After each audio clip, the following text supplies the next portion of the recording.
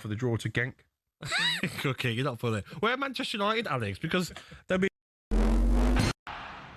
The Lions. Real-life fantasy rugby. Bitter rivalries set aside in a quest to create the world's best team in weeks. There's nothing like it, but who on earth had the idea and how did it all begin?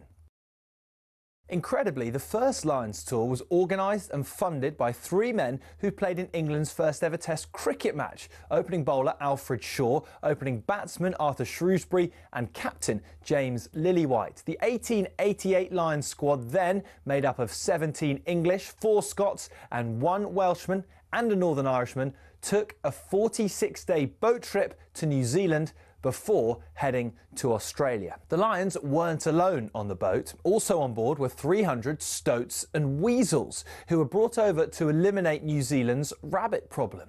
The first ever Lions captain, Robert Seddon, died of drowning midway through the tour while sculling on a river. Andrew Stoddart, who was another of the cricketers there, took over and was the star of the tour. The next one was the first to get official recognition from the RFU against the newly formed Springboks. Although the Lions won the series and beat the Boks again 5 years later, in the 12 series since in South Africa, they've only won 2. New Zealand has proved an even tougher hunting ground, just the 1 series win for the Lions in 11 attempts, which came in 1971. And then there was that nail-shredding drawn series in 2017, only the second in Lions history. Only once have the Lions clinched a series after losing the first test, 1989, when David Campese's infamous ghost pass was pounced upon by Ian Evans. Before World War II, the Lions had a dark blue strip, which on the 1930 tour forced the All Blacks to play in all white. So in 1950, the iconic red shirts, white shorts and blue and green socks combination was born. It remains the symbol of the greatest alliance of adversaries in all of sport. To borrow the phrase from Jim Telfer, the Lions is Everest.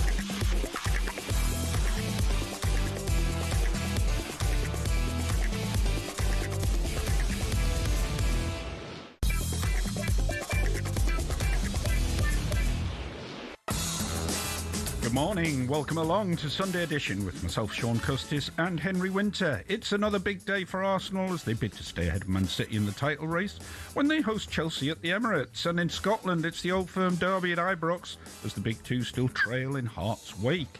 Our guests this morning include Mansfield's FA Cup hero Louis Reed, whose team welcome Arsenal in next Saturday's FA Cup 5th round tie. We're also joined by Christian Purslow, ex-Liverpool, Chelsea and Aston Villa chief executive, to talk about boardroom politics. And Henry's been to interview Julen Lopetegui. Remember him, West Ham and Wolves fans? He's now the boss of Qatar, who are heading to the World Cup. We want to hear from you on all the main talking points from the weekend's action. Text us on 81089 or send us a WhatsApp on 03717 223344. And don't forget, we want your WhatsApp voice notes and on all the action. So get involved. We're live on YouTube and your smart TV. Just search talksport.com/watch for more details. This is Sunday Edition on talkSPORT. Morning, Henry. Good morning, Shaun. How are we? I'm very well, Henry. Nice and refreshed. How was Lanzarote? Lanzarote was great. Sunny for most of the time. Nice and relaxing. But I did pick up on the fact while I was away that you win Shamelessness of the Week. because you had Gareth Southgate on your podcast, a man who you've castigated for 8 years. On comes Southgate as Henry's guest. I don't know if he doesn't know how much you've castigated him for 8 years, but...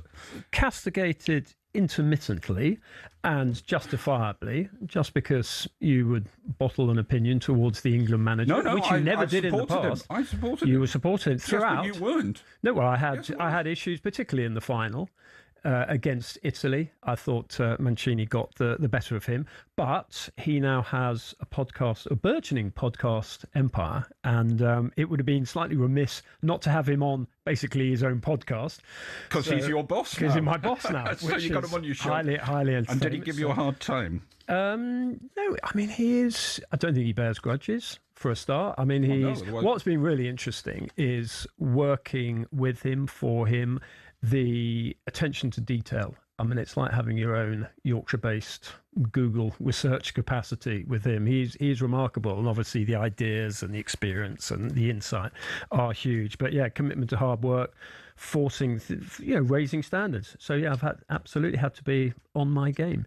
But anyway, Lanzarote, was it all, as Pep would say, was it all caipirinhas and daiquiris? No, I was taking it easy, to be honest. I wasn't drinking too much. I was just chilling out a bit. Saw our friends Jane and Stuart, relaxed, went out for a few meals, went on the beach. And a bit blowy. It can be a bit blowy in Lanzarote. And a week or two halves with Newcastle.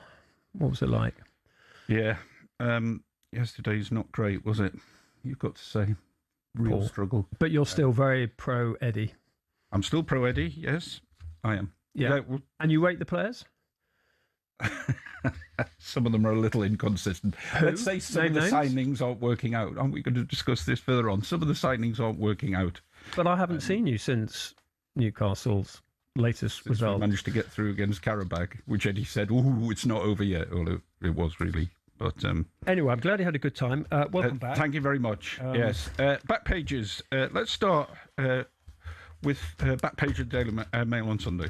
Mail on Sunday shows some respect. Pep slams abusive fans for booing Ramadan. Just before you get into it, let's listen to Pep Guardiola talking about that booing.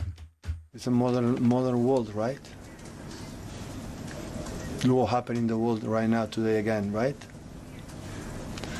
If we don't respect the religion, respect the diversity. That is the point.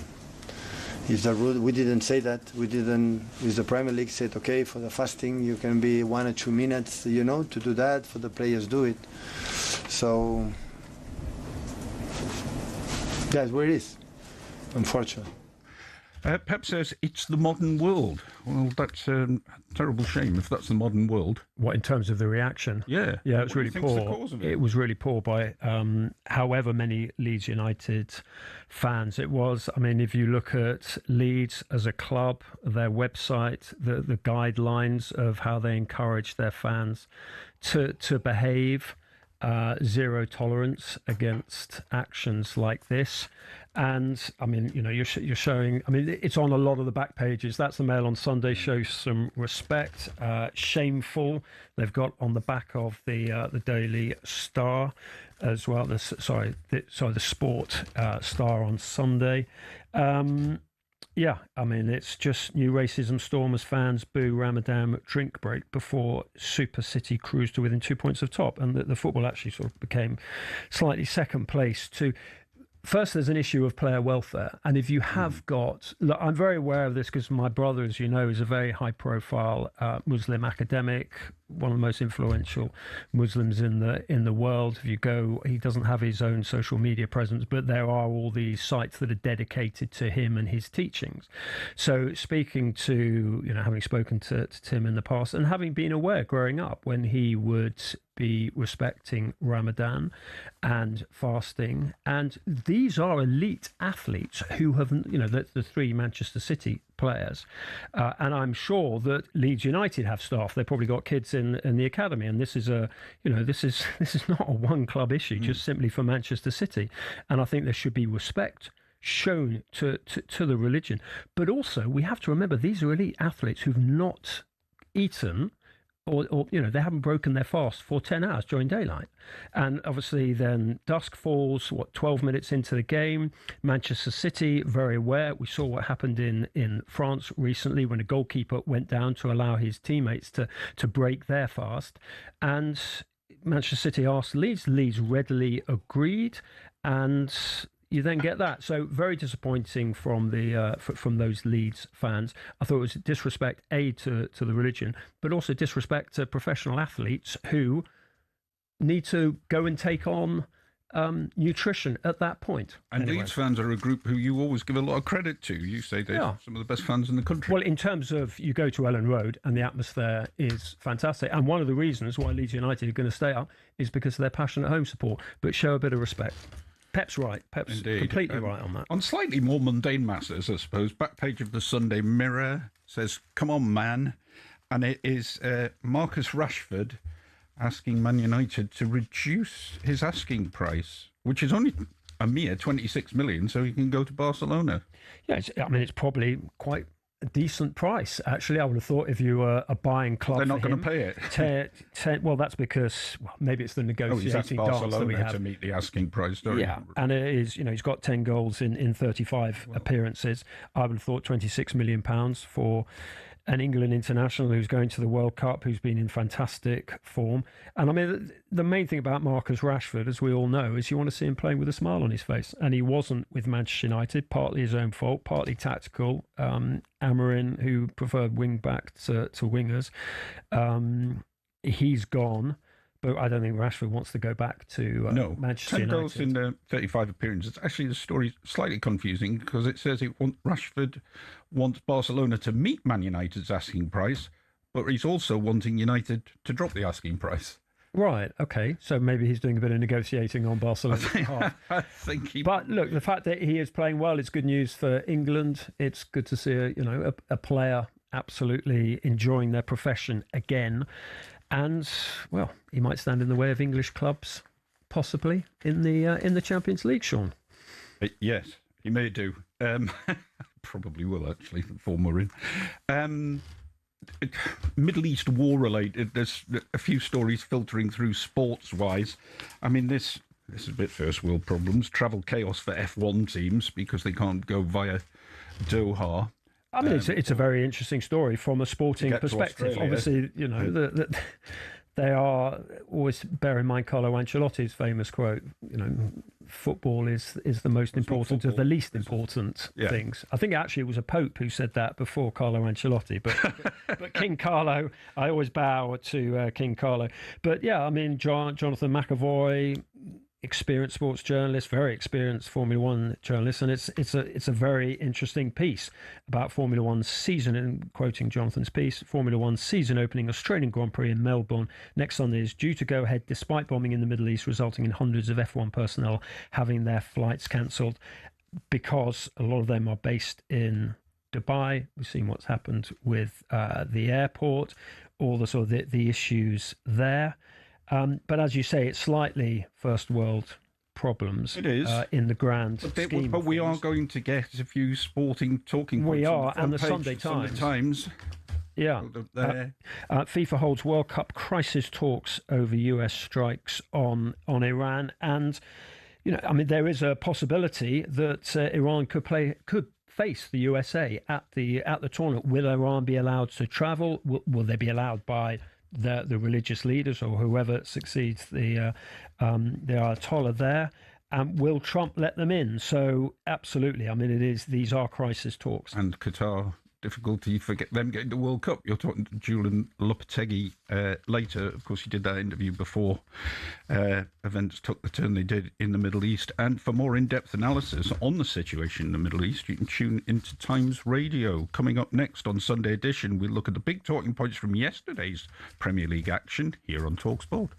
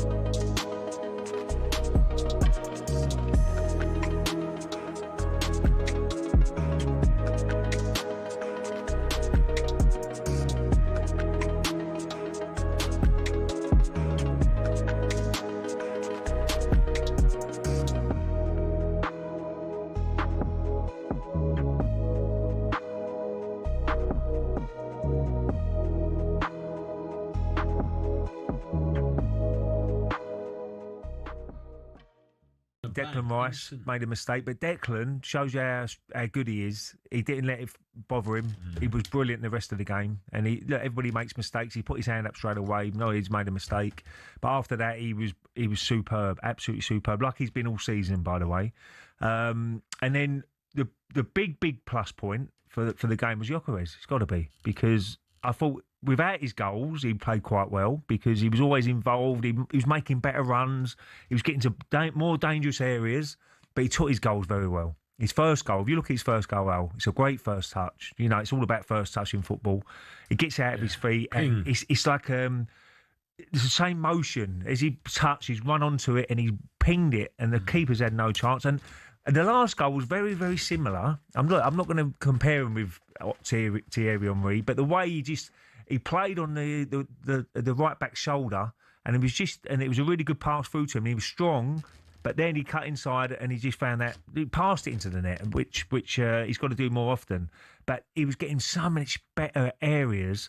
But as I said before, you can't just have one game like that, Al. You've got to do it week in, week out. Well, and that's where Declan is so good. It's every game. Oh, absolutely. Do you know he's very elegant, is he?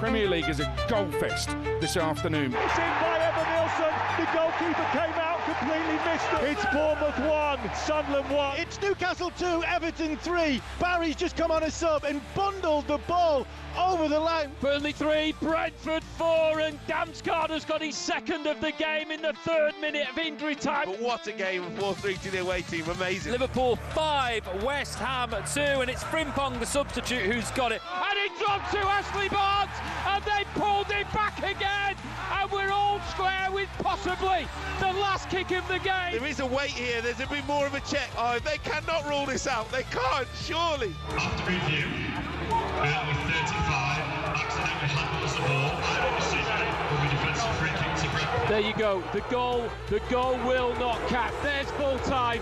What a thrilling game. Burnley 3, Brentford 4. Extraordinary drama, extraordinary game. It's Leeds 0, Manchester City 1. Antoine Semenyo has fired in from close range. It's a beautiful pass down the left from Cherki. Back within 2 of Arsenal. It ends here, Leeds 0, Manchester City 1. What an afternoon of football. Yeah, that's how the Premier League sounded on talkSPORT. And when you do a bit of prep for this programme, as I was looking at it on Friday and Saturday morning, I did not think we'd be starting off with Burnley v Brentford. And I have never felt more sorry for a team that I didn't support in my life than I did for Burnley, because those decisions were unbelievable. And you being a proponent and a lover of VAR, even you must have thought, the Ashley Barnes one particularly, the so-called handball, there's no way you can tell. So the Anthony one, which was offside, which was the correct decision, but why did it take 3 minutes? I mean, that is the nonsense of it. And if you've been following the argument, Shaun, it is not the technology. We live in a technological age. Do we? The technology, yeah. I mean, even you who can't turn on a laptop. It's true. Anyway, we live in a technological age. VAR is here, and there were calls for it because of the frustrations, whether it was Thierry Henry, handball. I was in Paris 2009. Obviously, you can go back to the hand of God with Maradona. But what people wanted and what the game was crying out for was for clear and obvious errors to be cleared up, for injustice to be acted upon immediately, so we didn't have fans leaving stadiums seething. Now fans are leaving stadiums seething, probably on both sides, because the technology is being applied poorly. They're taking too long, they're being too forensic, so they have to get back. And this is ironic, this all happened on the day that IFAB, the International FA Board, the lawmakers met in Cardiff and extended VAR's influence. They didn't, and the back pages are all full of stories about, you're going to get a yellow card if you put your hand in front of your mouth at the World Cup. And good, they should clamp down on that. But actually what they should be doing is discussing whether a time limit should be brought in, whether they have discussed whether challenges by managers should be brought in. So like cricket, you can have a challenge, you can make a challenge. But it's just gone on too long. And so coming back to your point about Ashley Barnes, I mean, that took nearly 5 minutes. I'm still not sure they got the right decision anyway. But it's not clear and obvious. Exactly. So we go back to what the original intention was. So it's a slightly nuanced argument, Shaun. Oh, so I'm in trouble there. You are in trouble because you see everything in black and white. And you should have sympathy for Scott Parker as an ex-Newcastle. No, but I was actually surprised by Scott Parker's reaction, because I would have gone off the dial if I'd been him. Yeah. And he took it and he... But there was a weariness in his eyes, his body language, and in his words. I know. But so what can he do? Go absolutely screaming? And he might get a phone call from Howard Webb tomorrow morning. I think it is poor. I think Howard Webb has got to get a grip of this, because I can't believe that Howard Webb, who is a football fan, cannot enjoy the kicking that Stockley Park are rightly getting, but also the fact that VAR has gone into grounds and is now ruining the spectacle. Because 8 minutes for those two decisions is just completely unacceptable. I think we've got it wrong. PGMO have got it wrong. And also, we have to remember the bigger picture here. Who is the game for? Who is the game about? Who does the game belong to? It belongs to fans. It belongs to the match-going fans, and it is not serving them. Now and technology should be serving them, and that is by its more intelligent usage. But now we've got it. You will never be able to go back to spontaneous celebration for a goal. You just can't. It's impossible, no matter whether you bring in time limits or anything. You can if it's used for its original intent, which is just occasionally, if there is a hand of God, for a clear and obvious error, if there is an injustice, then you act on that. They've just gone too forensic on it. I mean, Adrian was brilliant. I was listening to Adrian yesterday afternoon, and he was brilliant on it. But it's got to be used more intelligently. Paul from Northwich WhatsApps, fairly lengthy one, but finishes with, "This stupidity is killing football." Quite right. Andrew in Mid Wales backs Henry, actually. As a supporter of VAR, definitely think it interferes when it's not clear and obvious too often. Yep. The system can easily be tweaked if VAR can't make a decision in 30 seconds once all angles available. On-field decision remains. Very simple way to speed up the use of technology. I mean, the irony is that the players are being accused of time wasting, but actually the biggest time wasters now is VAR. Yeah, it's not going away, sadly. And people like Henry, who wanted it brought in, we're stuck with it. So you want to get rid of it, do you? I've said it. You want to go back to the old days? I want to go back to the dinosaur age, please. Right. Anyway, Newcastle 2, Everton 3. I know you wanted to talk about this because it's... You asked me before we start the programme, do you think they're tired? Newcastle players. But are Arsenal tired? Are Man City tired? I mean, Arsenal have got a bigger squad. Yeah, but Arsenal can bring more talent off the bench. We invested a heck of a lot of money in Visser, Voltemade, Alanga. And they haven't all played all the games by any means. Visser was injured, hardly got going. Voltemade has been put on the bench. He's been tried in midfield. He's been tried up front. He's a 10. You were a big champion of his. As a 10. But he's not great in the air, is he? I've said this before. He's for a man of his size, but very good on the ball for a big man. Yeah.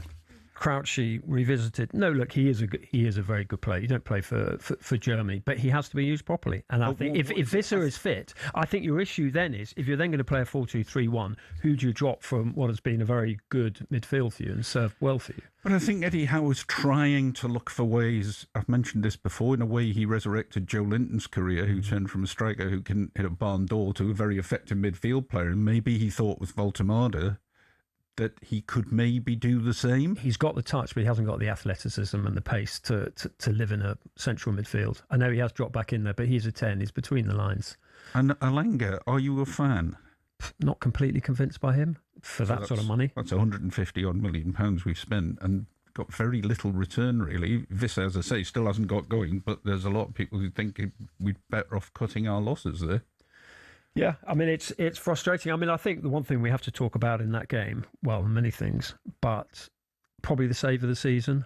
Oh, I mean, what unbelievable that was. I mean, we could very easily be talking about 3-3, and that was. But can we celebrate it? I understand you want to focus on your negative approach to Newcastle United, but actually, let's acknowledge.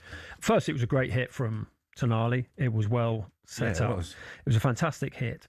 But Pickford, not only to see it, to react to it, to get across to it, and then to have the strong right hand just to sort of tip it onto the bar. And he knew it was a good save as well, didn't he? He did. He's also one of those saves where there are not a lot of people immediately close to him. So actually, the pictures and the camera angle and everything about it, you can see it cleanly. Pickford is a truly fantastic goalkeeper. He has no rival to being England #1, which still makes me wonder why on earth the big clubs have never really gone for him. Maybe he's happy at Everton. Yeah, but nobody's actually put a bid in. Man United didn't go and try to sign him. Distribution? Because we went through this huge. Terrible, is it? No, it's not. And also, he's got that sort of what he calls that sidewinder sort of half volley kick that he does, which is the main job of a goalkeeper is keeping it out. Absolutely, that's exactly what he did. But don't you think we've actually had a little bit of a flip back to that this season? Donnarumma's not brilliant with his feet, but he's an outstanding goalkeeper. Sonny Layman's, I think you had an interview with him this week. He did a round of interviews, and he was talking about that. He's not Beckenbauer with his feet, but he's pretty useful. Well, we should say Everton played very well, even if their winning goal was somewhat bizarre. But they did play well. Yeah, they deserved it. Newcastle a hard time and deserved to win. But you're still Eddie in. You like Eddie. I'm still Eddie in. But I'd like it. I would like him to get this solved anyway. It might be all right because we might just go and win the Champions League and then all will be forgiven, won't it? Have we got too many teams in the Champions League? 6? It does feel like we've got rather a lot, doesn't it? Is that because our generation grew up with just one and then occasionally 2 when Liverpool played Nottingham Forest? Well, that gave you more. It was in the early 80s. It made it a little more prestigious, maybe. But again, you won't be saying that if you win it. We're never going to go back to that, are we? But I do feel that Europa League has been watered down a bit because Champions League teams can't go into it anymore. So Europa League is not quite what the UEFA Cup was. You still get into the Champions League if you win it. It's not quite what the UEFA Cup was, for instance, is it? You've got lesser teams really doing well in it. I hesitate to call Nottingham Forest a lesser team, but you know what I mean. It's not quite still a European trophy.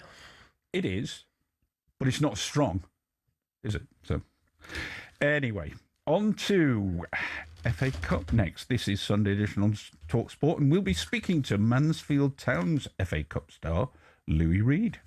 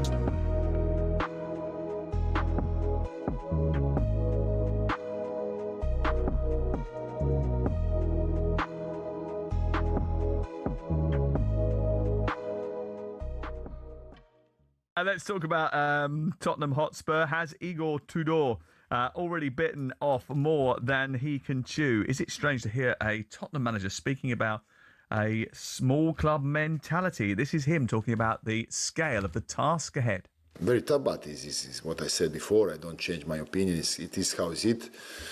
So daily work, focus, raise in all things we need to do.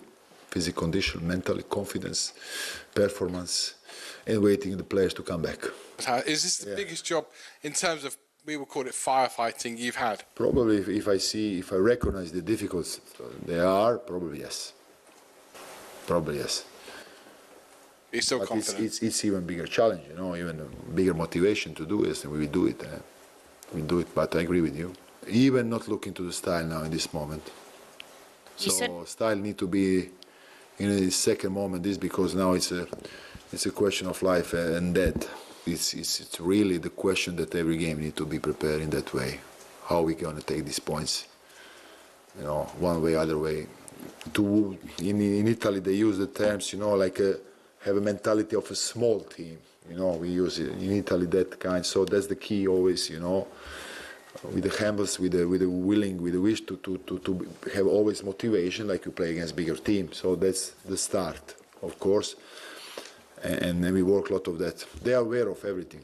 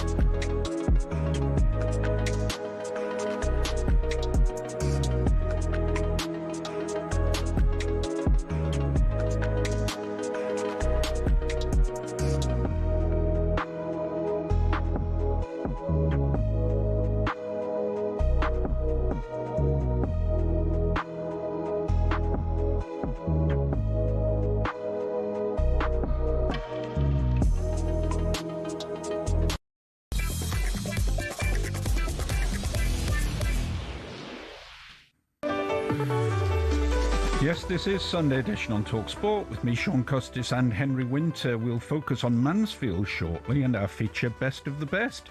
But first, how does a VIP private suite for you and 11 mates for a day at the cricket sound this summer? Thanks to Pitch Experiences, we're sending you to their super box at the Oval for England v Sri Lanka ODI in total luxury. We're talking fine dining, your own personal mixologist, private balcony and a Q&A with cricket legends while you watch the action.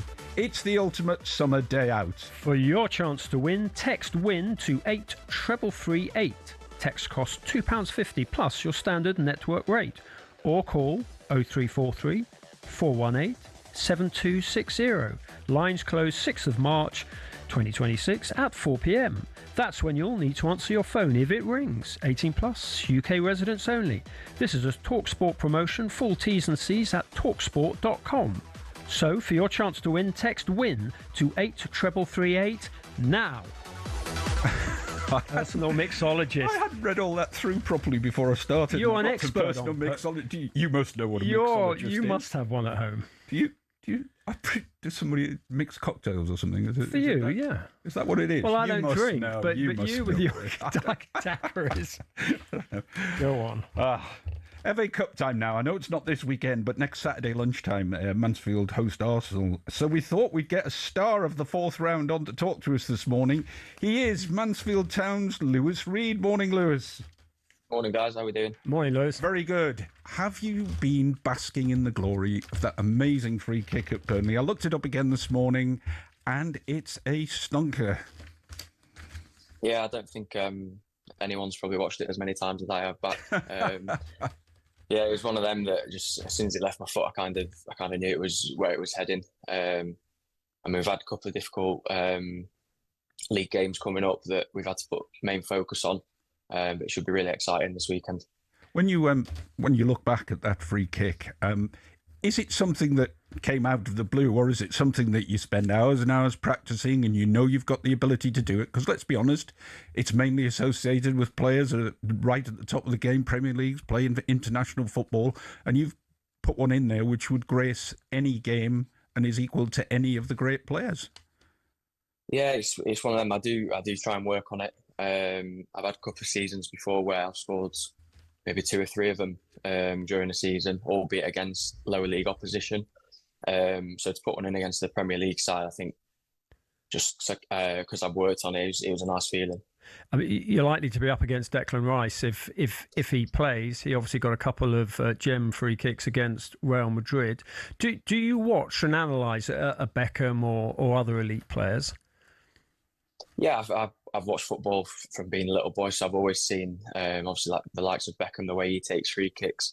But it's a bit of a unique style I think I've got. Beckham's more of like a whip, where I've tried that a couple of times in training and I end up skying them miles over the bar. So I thought I've got to find a different technique that works for me, and I think I found it. So what is it?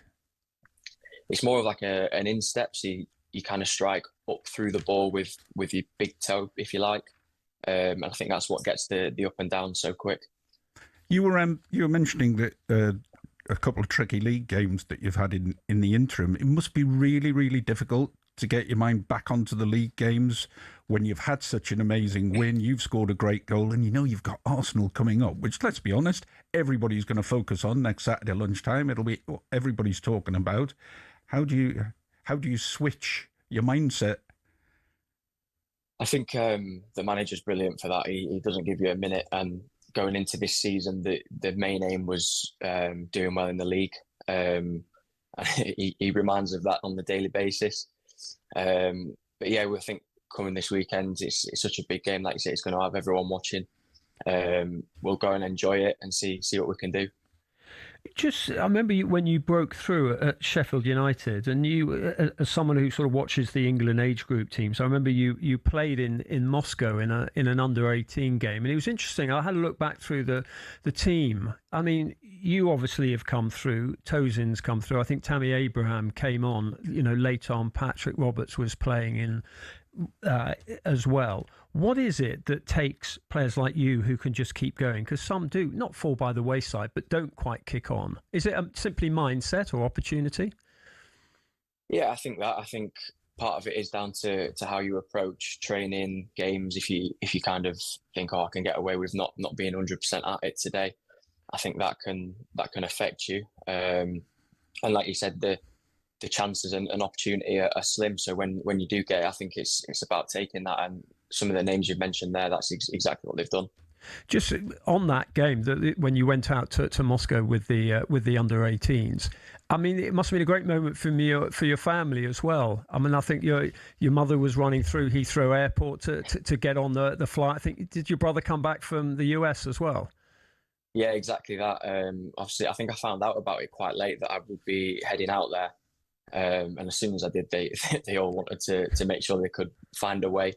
Like I said, I think my mum got stopped at customs for whatever reason and was running through the airport barefoot trying to make the flight on time. But no, it was a really nice feeling to have everyone out there. Lewis, can you explain a little bit about your football journey? Because just looking you up, it says you were Sheffield United's youngest ever player in the league, 16 years and 200 and odd days. So obviously you've got off to a cracking start, and then it sort of plateaus out, and then we hear of you again when you're scoring brilliant free kicks against Burnley. How did that all work out? Yeah, so I was at Sheffield United from sort of 12 years old, came through the academy there, and it was actually the manager I'm with now, Nigel Clough, that gave me my debut at Sheffield United, so it's kind of like a full circle moment. And I know we went on a couple of good cup runs while we worked together at Sheffield United as well. And then just changes of manager, not quite fitting what that manager wanted, meant I had to try elsewhere, which is when I moved to Peterborough. Got promoted there, thought I might have maybe got another year there on the contract after that, but that didn't quite happen either. And the COVID season came, Swindon came knocking, I went there. It was kind of a bit of a weird one at Swindon because I think they were under embargo at the time. So they could only sign sort of players that were out of contract. So it ended up just kind of being a mixed match of people that had fallen out of teams all around the country that kind of came together. We actually managed to, I think we got to the semi-finals of playoffs and lost on penalties. So yeah, I've had a bit of a roller coaster career, but I'm really enjoying my football at the minute at Mansfield. We obviously know Nigel Clough from his playing days and what he's achieved in management. From a player's perspective, why is he so good? I think his man management is brilliant. He's very family orientated, so you need anything that like helping out in any sort of way at home. He's there for you. He'll give you a day off if you need that, and he makes you want to play for him because he looks after you so well off the pitch. On the pitch, you want to give everything for him. I remember sitting in a press conference after a game at Burton, and his dog was sitting next to me. Are slightly better questions, to be fair, but does he's got that sort of relaxed element. But then, come match day, come team talks, it's absolutely focused, I assume. Yeah, it's complete difference. Through the week, like you say, he's so relaxed. I think on days off when we're doing a bit of a recovery session at the training ground, he'll get the starting 11 to take his dog for a walk as like an active recovery thing, which you don't get at any other clubs. But like you say, as soon as match day comes, he's on it. He knows what he wants. He knows how he wants us to play, and he's on it from minute one. That's why you can hold on to a lead. Exactly that. Very good. Very good. He always cracks those useless puns. How are you thinking about Arsenal then, Lewis? You can now presumably concentrate on it a bit. Teams always say, the lower league clubs always say, we want a big club in the next round because it's going to be prestigious, sort of, but we expect to lose. You shouldn't be thinking like that, though, should you? No, I think the mindset going into it is obviously we're going to enjoy it. It's going to be a great occasion for everyone involved. We had a lot of rain during the game yesterday, so the pitch isn't looking too great at the minute, which might play into our hands. I can't imagine Arsenal going to be playing the free-flowing football that they do every week on a pitch like that. So just little things like that. We're going to use every little 1% that we can gain and see how we come out. Oh, sounds like it'll be a proper old-fashioned cup tie. Lewis Reid, good luck. Hope you get the chance to take a free kick. Me too. Cheers, Lewis. It was a great free kick, though. It was a brilliant free kick, yeah. Fantastic. And Mansfield v Arsenal in the FA Cup 5th round will be a talkSPORT exclusive next Saturday. It'll be presented by Faye Carruthers with commentary from Jim Proudbutt and former England striker Darren Bent. This is Sunday Edition on talkSPORT. Next up, it's our Sunday Edition feature, Best of the Best.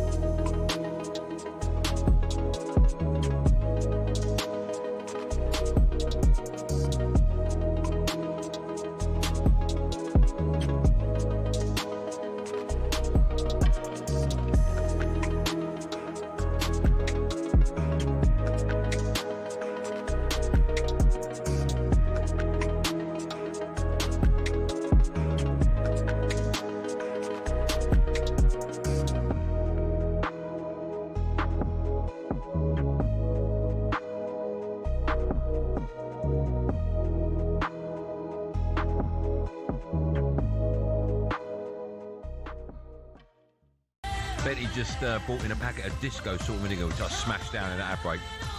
We've talked about Chris before. We won't go there necessarily. Unbelievable packet of Chris. I think they could be their top 3 for definite. They could be Mount Rushmore, then. Oh yeah, 100% Mount Rushmore. Yeah. The problem with that, and like all things now, I was going to say crisp, but all like Twix, Snickers, crisps, everything's smaller now. No, but usually I grab these but usually there's a bigger bag than this. Oh, is there? Yeah. What does it say? What's that? It's 55. Oh, 55p for that. Yeah. That's disgusting. I don't think that was that bad. But it says underneath RRP. Yeah. What's that? Retail price. Okay, 55p. Yeah. What do you think it was like? They're going to die. Rest in peace. Nah. There's a couple of items in the shop that I bought it from. Yeah. Well, I'm obviously not going to name what the shop is. Yeah. It says like, it says on the can, not for single sale. Yeah. Oh, why are you sending single cokes in? Were they doing that? Yeah, I never tell you it is. You can't do that. I'd never ever say where it's from, but that I don't mind an that. actual shop? Yes. Around here? Not for. Oh, I'm telling you, not for individual.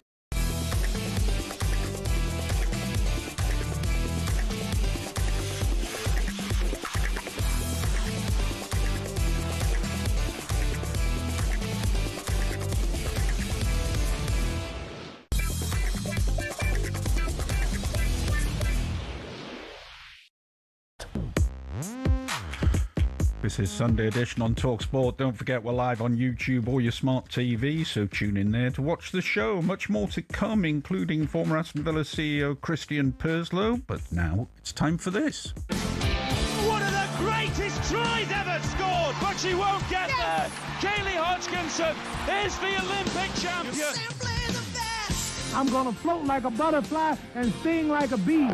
Oh, Stephen Harmison, one of the great balls. Double 12! Oh, my word! Best of the best on Sunday Edition. I think I'm a special one. I think he's done it! Yes! You beauty! Let's be having you! On talkSPORT. Yeah, Best of the Best is our weekly feature where Henry and I choose a different topic each week and decide what we think is the best of it. Today we're focusing on the best of the Winter Olympics.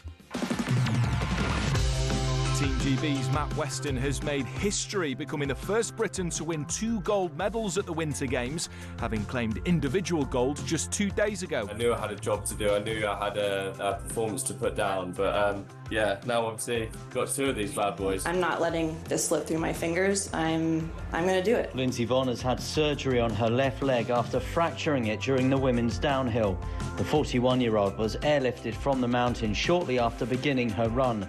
She was attempting to compete despite a recent ACL injury in the same leg. With regret, we took this decision, but it followed his refusal to comply with the IOC guidelines on athlete expression, and regretfully, he will not start and will not compete. Do you see these as 2 silvers gained or 2 golds lost? I'm the most decorated female free skier in history. I think that's an answer in and of itself. Yeah, a lot of people are getting withdrawal symptoms, actually, after the Winter Olympics finished last Sunday. I am. But I converted you, because you got into it properly. We learnt, of course, that Henry's a bit of a skier as well, and always nipping off to these fancy resorts to practice his snow ploughing. But it was brilliant. It was quirky. It did throw up a lot of stories, and every turn you take as a sports journalist, you could see. You've been watching this slalom. You got the hang of that. You can see why it makes great copy in sport. It makes great copy because of the quality of the sport, obviously the elite level that these people are competing at, but also the quirky nature of some of the sports. Which have been brought in. Uphill skiing. Uphill skiing. You loved uphill skiing. Because, gravity. How does gravity work in that? But I know they have skins on, and I've seen them in the Alps, and it is phenomenal. But you see them walking uphill. These men and women are sprinting up hills. It's a 3-minute course, and they sort of zigzag up, and then obviously they can ski down. But it's phenomenal. But it's not simply the quality and the quirkiness of some of the sport, the elite level of the actual athletes competing, but actually the fact that we heard in the clips there, they talk. They're really interesting individuals. Some of them are students, some of them are doing other things in life. Obviously, some of them are full-time competitors, and And you absolutely have to admire their character as well as their actual individual expertise. It throws up big stories, and you heard it there about, which a bad story, but a big story was Lindsay Vonn's crash. And the fact she was so determined to keep going, get back on the skis, 41 years old. After doing her ACL. After doing her ACL, it was just...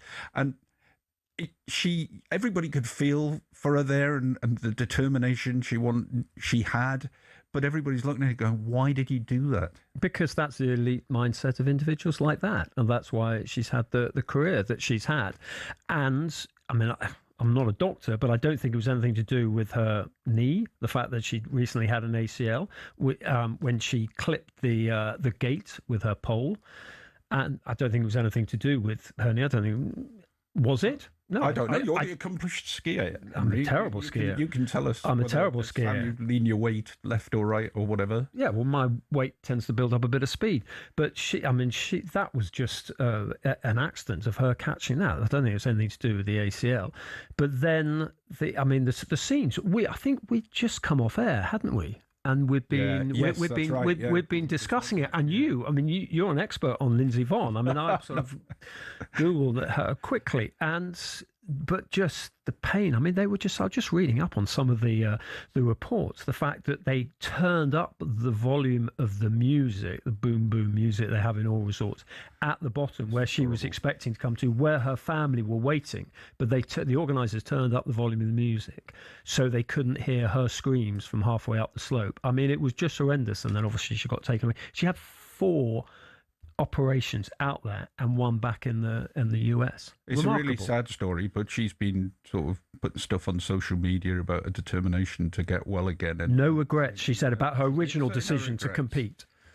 Which is, really? Yes, I like that mindset. What sort of mindset do you want in life? Just to always stay at home and say, well, I'm not going to risk it?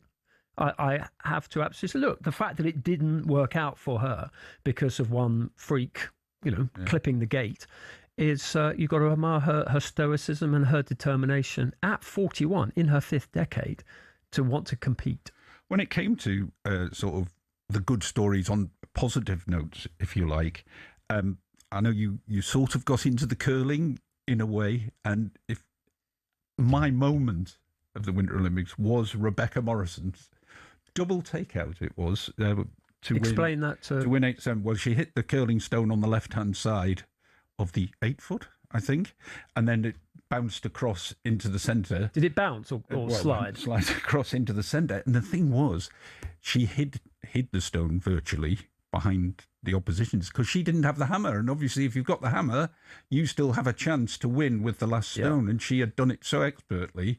They were finished. They didn't have a chance, and they came back, and I think they came down from 7-6 to win 8-7 without having the advantage of hurling the last stone. It was a brilliant moment. It didn't do the girls any good in the end because they didn't get a medal. But as a moment, it was a jump in the air and no VAR to come in and spoil that ecstatic moment. But maybe we could have done with a bit of VAR, with the finger pointing by the Canadians. Well, the VAR intervened on that. They were on thin ice. But then they started putting judges, didn't they? The naughty Canadians, to see if they were tapping the stone. And didn't they do it again? That was a bit much. Well, allegedly, but also one of the Brits accidentally did it and had to have a stone taken out too. I think that was in the men's. But it was the jubilation moments in Winter Olympics. We could celebrate them straight away. We didn't, by and large, have to go to VAR apart from the cheat storm. We heard Eileen Gu there, who is an American who switched her allegiance to China. Other way doing around. An interview. Is it other way around? No. She competes for China. Okay.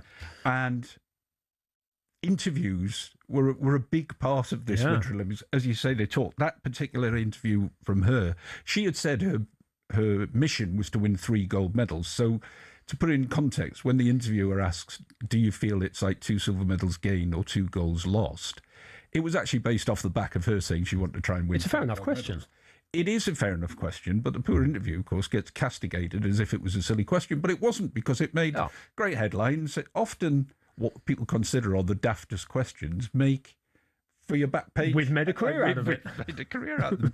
It does, it does happen, doesn't it? And she she said, I've won 5 medals at Olympics. Do you know how hard that is to do? Sometimes I'm not sure we appreciate that totally. I thought she was brilliant in her answers. I am the most decorated female free skier. I mean, it was remarkable. She's 22. She's a Stanford student. She's eloquent. I think she's a IMG model as well. I mean, she's just remarkable. Her many strengths and a formidable athlete. And so she had every right to reply like that. I think she then, didn't she go on and win a gold? You're up on these things. You'll have your Olympic wall chart out at home. I think she did go on and get another medal. But what was really interesting, also press conferences, was Charlotte Harper from The Athletic, who we know, who's a formidable journalist, always asks, and we've been in football press conferences with her, and she asks very, very, very detailed football questions. And she asked her not an extraordinary question, but a sort of slightly different question that you get from the sort of Any Knox, are you gutted sort of press conference questions about what is it like being you? Do you think, because she gives such eloquent answers, Eileen Gu, and what is it like? Just take us into your mindset. And I think Charlotte had spent a couple of weeks sort of studying her and writing about her, and she gave the most fantastic answer, absolutely brimming with positivity. He said, she said, I'm 22 and with neuroplasticity on my side, which is not often an answer you get. Like mixology? Something like that. But yeah, just that sort of mental agility, to paraphrase it. I can literally become exactly who I want to be. This is her answer, reply to Charlotte's question. How cool is that? How empowering is that? And so the fact is, I get to become every day the person that me at age 8 would revere. I would be obsessed with me today. Are you kidding? I would love me. And I think that's the biggest flex of all time. Still. And I think that is great. I think that is, for kids listening to that, she's a great sporting role model, but just a fantastic role model that people will aspire to. Well, is it as good an interview as Sturla Home Legreed, who confessed to an affair after winning his bronze medal in the 20-kilometre biathlon? I've never seen anything quite like that. No, and you would have liked that. That's it's fair. That. I mean, I think it's everyone fair. I think it's an affair fair. I think it's extraordinary. What was the reaction to it domestically? She reacted, sort of indicating she wasn't really ready to forgive. I've kept looking on. Googling it, seeing if there's been any developments. You've been but pressing I haven't refresh, seen, have you, on her Instagram? I haven't seen where we're going with that. Good luck to them. Yes, indeed. I wish we had more time to go. There are lots of things to discuss. Henry's loved the Winter Olympics. We could have had another half an hour at least on that. There were all sorts of other things to talk about. The men's ice skating, where Mellon fell over. Matt Weston, what a star he has become. And Big Air in general, which I thought was the most spectacular for pictures. I have skied the uphill course, and it is scary. So, you have actually done that? Yeah, the one in Bormio. Yeah. Yes, I thought you might have done.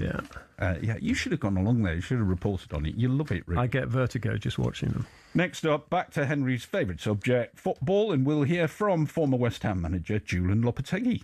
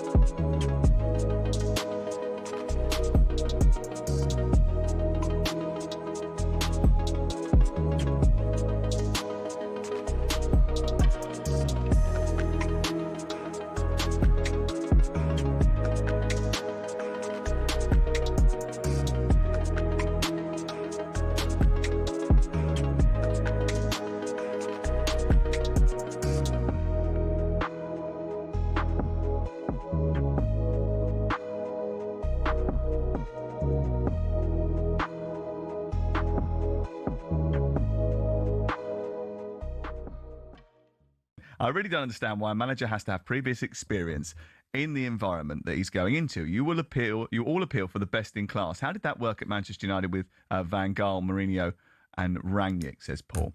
Morning, guys. Well, 2 of them won trophies. Southgate could only handle the British players. Foreign players wouldn't have the same respect for him. They wouldn't be enticed to play for Manchester United. He wouldn't have the pulling power. He'll be a failure to be at Manchester United. Abby is a Manchester United fan in Glasgow. Matthew says, a great show again. For me, Southgate is the next Crystal Palace manager, potentially European football again next year, has potential to do similar to what Emery has done at Villa and take them into top 4 contention. Supportive chairman and his former club, says Matt in Glasgow. That's the level. That is the level. And that's not disrespectful. I think it'd be a good fit. He's had a good old freak out. Count to 10 addicts. Yeah. He's not a happy boy there. Because you asked him. No, I'm not happy boy because you didn't want to have the same debate we've had over and over again, and then you had the same debate we've had over and over again. I tried to. You two did. I told you not to do that, but you did it anyway. What as well, on a serious note though, how much does Gareth Southgate want to manage? Well, that's one of the key questions, actually. Then, like, because I've always had the impression that he doesn't want to go back into it unless there's a job that he cannot turn down. Yes. Because the pressure was so. The Lions. Real-life fantasy rugby. Bitter rivalries set aside in a quest to create the world's best team in weeks. There's nothing like it, but who on earth had the idea and how did it all begin? Incredibly, the first Lions tour was organised and funded by 3 men who played in England's first ever Test cricket match. Opening bowler Alfred Shaw, opening batsman Arthur Shrewsbury and captain James Lillywhite. The 1888 Lions squad then, made up of 17 English, 4 Scots and 1 Welshman and a Northern Irishman, took a 46-day boat trip to New Zealand before heading to Australia. The Lions weren't alone on the boat. Also on board were 300 stoats and weasels who were brought over to eliminate New Zealand's rabbit problem. The first ever Lions captain, Robert Seddon, died of drowning midway through the tour while sculling on a river. Andrew Stoddart, who was another of the cricketers there, took over and was the star of the tour. The next one was the first to get official recognition from the RFU against the newly formed Springboks. Although the Lions won the series and beat the Boks again 5 years later, in the 12 series since in South Africa, they've only won 2. New Zealand has proved an even tougher hunting ground, just the 1 series win for the Lions in 11 attempts, which came in 1971. And then there was that nail-shredding drawn series in 2017, only the second in Lions history. Only once have the Lions clinched a series after losing the first test, 1989, when David Campese's infamous ghost pass was pounced upon by Ian Evans. Before World War II, the Lions had a dark blue strip, which on the 1930 tour forced the All Blacks to play in all white. So in 1950, the iconic red shirts, white shorts and blue and green socks combination was born. It remains the symbol of the greatest alliance of adversaries in all of sport. To borrow the phrase from Jim Telfer, the Lions is Everest.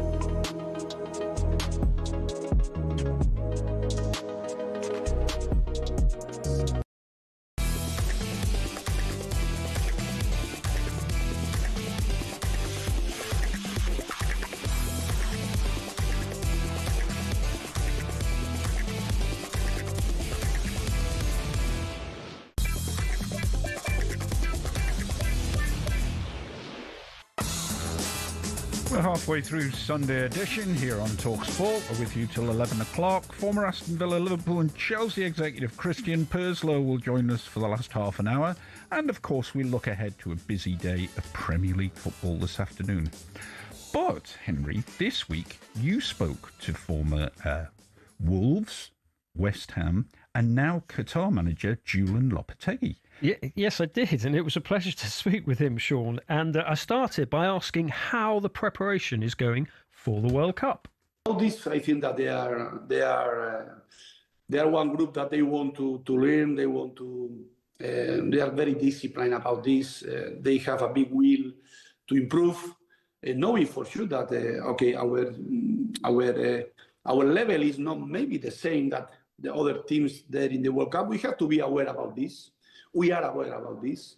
We know that every team, or most of them, they are very happy when the drop say that Qatar is in their group. And we have to recognize this, we have to accept this, but it's not because we don't have ambition, it's the other way around. It's because from there, we have to build our real situation, to be realistic, but to be able to compete in the best way and to be able to arrive in the more competitive point in this time. For that, we have one way, one plan from now until June, having big friendly tough friendly match. We could choose other kind of opponents, but I prefer to be realistic and to do this way, understanding the real situation and learning about these matches to arrive in the right point in the trigger moment. No, that's why we are our friendly match is one choice that we did, thinking in that. But for sure that the way is going to be a little bit hard because all the teams want to have a good friendly match, to be positive. But in my mind, in our plan, we want to be realistic, but not because we are not ambitious. In the other way around, it's because we want to arrive in the best way and to be the more competitive possible in the first match above all against Switzerland. I think that was a different time in both teams. In the first team in Wolves, I think that we did one incredible 6 months because I repeat a lot, but it's true that we achieved to put out. We were in the bottom in this time. 5 points on the next team, and we did very good numbers in the second half of the part of the season. I think that European numbers. After, for different reasons that I told a lot, and now unfortunately you can see that because when we arrived there, we had one agreement that we were able to put out of the relegation the team. That will be we can make one different plan. They didn't fulfill this for different reasons, and we decided to close our time with them, to have one agreement and to go to say thank you. But that is not our agreement that we told before time. But I have very big memories with Wolves, big memories about the city, about the fans, the incredible support with me, incredible respect with me. That's why always I will love them for sure. No? And I wish the best always to them. And about West Ham, I think that now, looking what happened now, I think that we were not bad. We were, for sure, I think that in the 13th position with many points with difference of the relegation, much more closer than to go to Europe to be out of the relegation. But it's true that in the meantime, sometimes about the expectation, I think that we were in one moment where we were very close to do the winter market. It was very important for us. We knew much better our players, much better our context to make the right movements to improve the team. But okay, they decided to finish our agreement. It was a pity for me because I think that the players were very convinced about our way to work, about our idea. But it's true that if you are looking at the expectations are different, sometimes you think that your real situation is not good. Now looking with perspective, you can see that was not bad. But okay, there are different experience that we have to accept. But you ask me, I am very proud about both process in England. I love English football. I love Premier League. I think it's by far the best competition around the world for many, many reasons. And the main reason is I think the environment and the passion about the fans. This is I think that one thing that is not easy to equalize in any country. To be able to go to one World Cup, that's why we came here. Now we have this big aim and this big goal in front of us. But in the future, for sure that the Premier League can be one big game too. Yes, Julen Lopetegui is back. That was Henry's interview with him. I would point out that was done before the situation in the Middle East escalated. He is the manager of Qatar. He is taking them to the World Cup. And look, we're just concentrating on the football, totally on the football side here. It actually sounds like once we've had the World Cup, he fancies a job back in England, which is presumably why I did the interview with you. You're such a cynic. I think he wants to talk about, and he did talk at length about Qatar, and I think the World Cup, there are two elements to this. First, the World Cup, he went there as Spain's number 3 goalkeeper in 1994 to America. So he got out there, he saw it, he saw some airports, he saw some training grounds, but he never actually got on the pitch. He obviously went to another World Cup, Russia 2018, and this is interesting in terms of the Tuchel dynamic in terms of club versus country. Obviously he'd negotiated with Real Madrid. Spain found out 24 hours before their first game he lost his job, and Fernando Hierro stepped in. So this is like third time lucky he's going to a World Cup and will be involved. You talk about that time for him in 2018 when he was at the top of his game. Goodness me, you're Spain manager and you've just been offered the Real Madrid job. I didn't actually see why they had to get rid of him, to be honest. Just let him do the Spain job and then go. Oh, come on. Can you imagine if Tuchel had done that here? The backlash. Yeah, but you're there. You're already there. Just get on with it. Sorry, if Tuchel announced he was going to Manchester United, I'd still let him see out the World Cup. You would. That's what he's concentrating. Would your readers, would the listeners here? I don't know. I would though. I'd let him get on with it. But his career has never really recovered from that. In the last 8 years, it's been pretty much downhill. Yeah, and now he's going to the World Cup with Qatar. It ain't Spain, is it? But you could argue he's actually done a good job getting Qatar because they were going out of qualification. And pretty terrible when they hosted it as well. Yeah. Well, but they weren't they, really? Oh, so yeah. Well, I mean, this is the first time they've qualified for a tournament on the pitch. Obviously, they qualified as hosts last time. But I think he does want to come back here. I think every manager wants to come to the Premier League. They see the fans. He talked about the passion of the fans at Wolves. I think he enjoyed himself. Has he got a point about West Ham that he feels like he did a pretty reasonable job? I think if you look at maybe their predicaments or their situations, positioning since, I think he probably does. But I was quite critical of him when he was there. There's another one you've been slagging off and they're still doing it. No, it's called Balanced. So does he deserve a job back here, do you think? I mean, he's got to prove himself with Qatar. That's hard. He obviously interviews well with club chairman. So we'll see. I mean, he's achieved a few things in his career. He has. Seemed a fairly nice chap. Yeah, he was great. Yeah, it was good fun. There we are. Let's see what happens to Julen Lopetegui and how Qatar get on in the World Cup. Now, the latest episode of How to Win the World Cup is live with Matt Ford and Jacob Hawley, joined by one of England's greatest ever goalkeepers, David Seaman, to discuss the importance of squad harmony at a World Cup. Here's Seaman reflecting on his infamous error in 2002, where he was lobbed by Brazil legend Ronaldinho.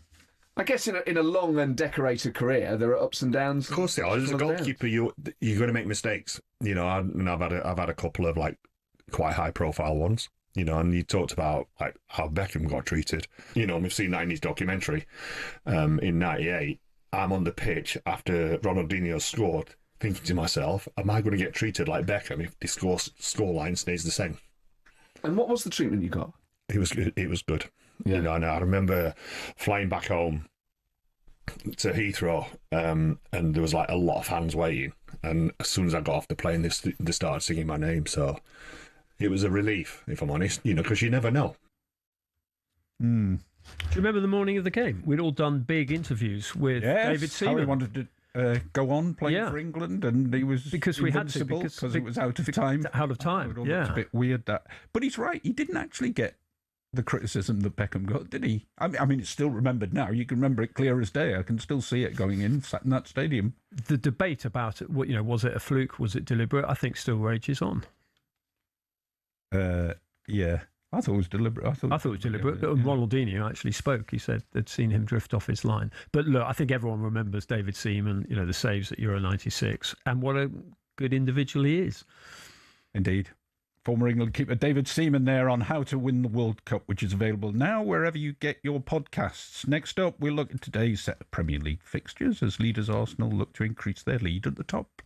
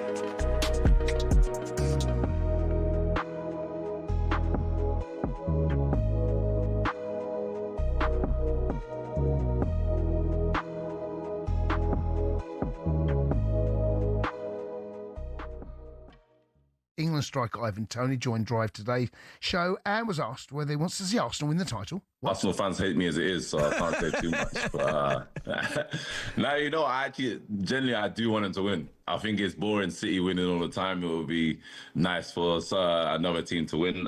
Also, a couple friends at Arsenal also. So I think, it'll be special for them. Obviously being so close for so long, and hopefully they can finally get over the line. But I think they know City have been there, done it. So City have that little advantage, but I feel like Arsenal maybe can do it this time. Yuck. That's what I'm going to say. Do not want Arsenal winning the title. I'm a Chelsea fan, right? It's the way it should be, right? It's the way it should be, Dina. Don't look at me like that. I don't want Arsenal winning the title, mate. All right? I've said all season they will, and I fear I'm going to be proven right.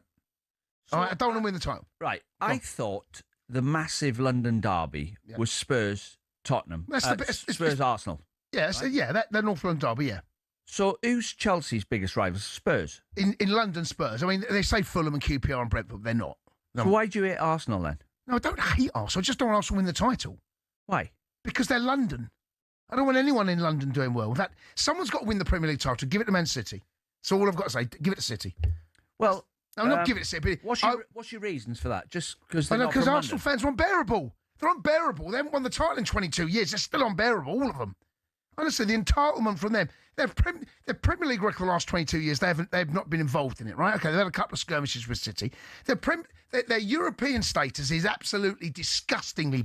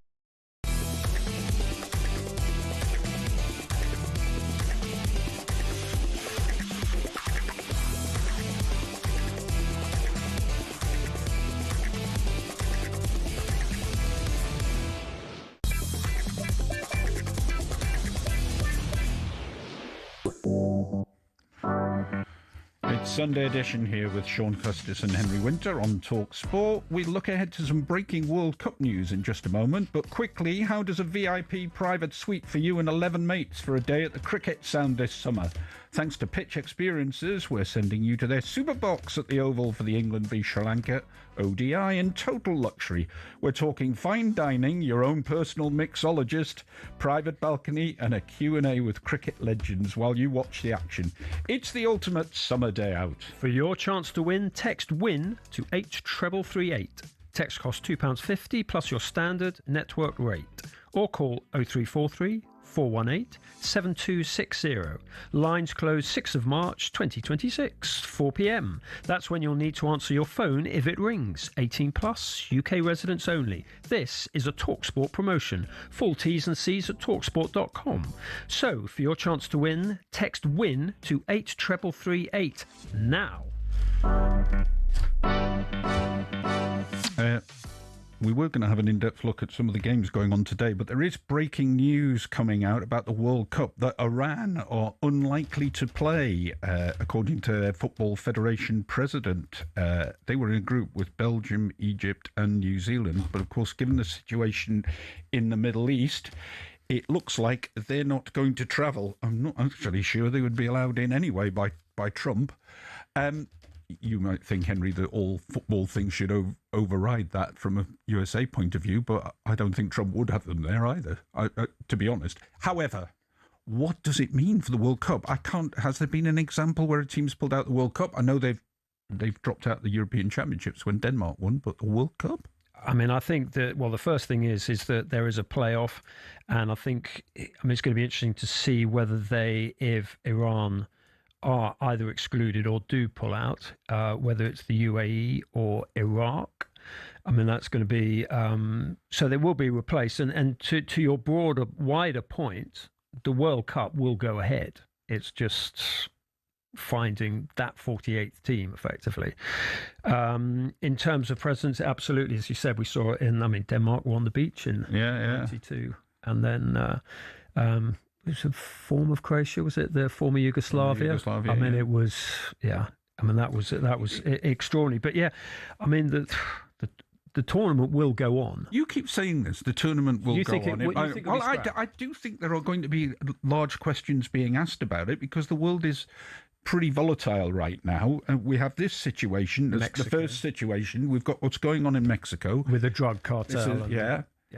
And there was talk about, can you really stage the first game in Mexico? And you would go, yes, of course you could. But world events are moving quite fast. This is day one, the first full day of reaction to it. And already it looks like we're going to lose one of the countries. Yeah, you cannot predict what's going to happen tomorrow, let alone in, I think it's 100 days' time. You keep saying it'll go on. No, because... I don't know how you know that. I don't know that. But, history would suggest, and we've been down this road many times, build up to Argentina, 78. That was, if you want a military dictatorship and you want the story then, that was, that went ahead. We have had this before tournaments. Completely different level, although it was pretty grim to be around at the time. Shortly before the London Olympics, there were the riots in London. There've often been issues going in. This, as you say, is unprecedented, and we cannot predict exactly what's going to happen. It's pretty big. It's absolutely huge, and it puts football into perspective. But what I'm saying is that you can't say the World Cup's going to be scrapped today. With Infantino's relationship with Trump have a bit of an influence on the direction it takes? I think absolutely it will. I think that Infantino danced to Trump's tune. I think we've absolutely seen that with the Peace Prize that he gave him before Christmas. Be interesting to see if he wins that back to back. It's an interesting. It's just so tense, and it's events on the front pages and in the bulletins and everything that will dictate whether it goes ahead. But just on a broader perspective, is that sport is supposed to bring people together. And we've been to tournaments and you've seen people who have been at each other's throats, certainly verbally, actually come together. And it would be a tragedy if the World Cup was tragedy. Scrapped. I think it would be. Look, this is tragedy. This is tragedy, absolutely. But this is football's the least important of them. Of the most important things. I get that. But in terms of if you actually want to have an element of bringing people together, I think sport can do that. I'll just get you back on the pitch briefly because we didn't have time to talk about a lot of Premier League games and the Old Firm clash at midday. Arsenal-Chelsea, where's your money? Arsenal-Chelsea. I mean, Chelsea are missing, well, they're still missing Cucurella. Fofana's obviously suspended. Gyökeres is coming into form, and Arsenal know they need to win. But this happens to them, it seems like, every week. Man City go and play, and then the pressure is always on them. They responded to that very, very well last weekend. Yeah, I mean, you look at the business that City have done in the January transfer window, and that has absolutely accelerated their momentum. Gay's brought solidity to the defence. Semenyo has helped them get through to the Carabao Cup. Yeah, exactly. Semenyo has brought goals. He's brought assists. Haaland was out for the game against Leeds, and Semenyo took his chance in every sense. So absolutely, Arsenal have to respond, but they've got the strength and depth, and they've got a greater resilience than some people give them credit for. What about Chelsea, though? In this strange season they're having, really. Some fans still not having Liam Rosenior, but they do have players individually who are capable of taking it to Arsenal. Yeah, I think they're going to be missing Estefan. I think he's got a hamstring, which is frustrating because I think he brings a lot of talent and expression. Cole Palmer, if he's 100% fit, can clearly do damage. But you look at Arsenal's strength, and they've even been linked with your boy, Anthony Gordon this week. Who I don't think is showing enough form. But don't you think he'll go to Liverpool anyway? If he was going to go anywhere? I don't know. Yeah. He's been linked with them before. But yeah, look, he would fit in to Arsenal on the left because Trossard is good. Trossard's decent. Martinelli is decent. But Gordon, I would say, is an upgrade on them.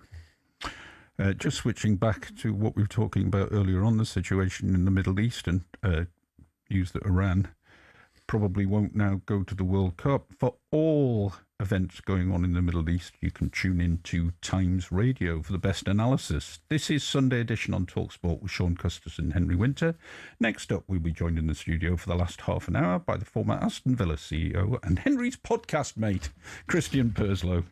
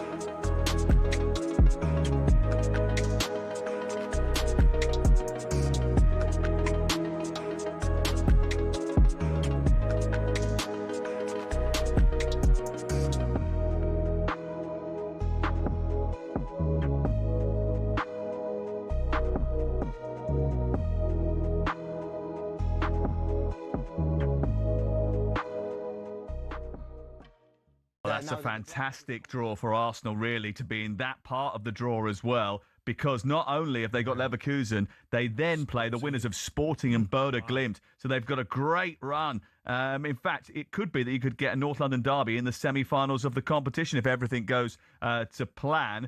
But their potential opponents in the quarterfinals, should they beat Leverkusen, Arsenal, would end up being Bodo Glimt or Sporting. And then they would face the winners of the quarterfinal, which is between Newcastle, Barcelona or Atletico Madrid against Tottenham. So the draw in full then, Paris Saint-Germain against Chelsea, Galatasaray against Liverpool. The winners of those two ties will play each other in the quarterfinals of the competition. Real Madrid will take on Manchester City, and Atalanta will play Bayern Munich. The winners of those two ties will meet in the quarterfinals. So we could have and Manchester City Bayern Munich, reunification with Vincent Kompany in the quarterfinals of the competition, or we could have Real Madrid, Bayern Munich, some of the most prolific champions in Champions League history, meeting at the quarterfinal stage. Newcastle and Barcelona is the next fixture that came out of the hat. They will face the winners of Atletico Madrid and Tottenham Hotspur in the quarterfinals, and then Bodo Glimt Sporting and Leverkusen Arsenal completes the draw. Well, certainly Arsenal have come out more favourably than anybody else. Incredible. That's incredible. I mean, they've got to at least get to the semi-finals for me, if not the final itself. It couldn't have gone any better from a...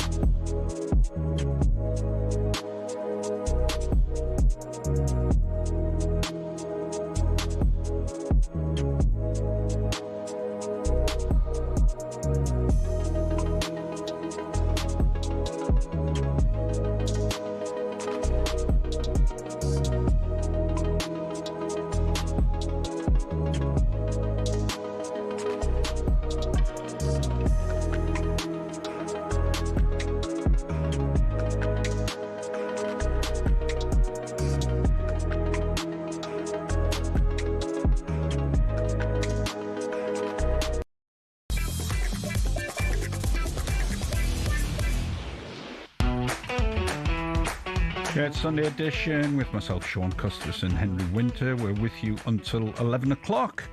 And now we're joined by executive football royalty, a man called Christian Purslow. His background was he was chief exec at the likes of Aston Villa, Chelsea, Liverpool.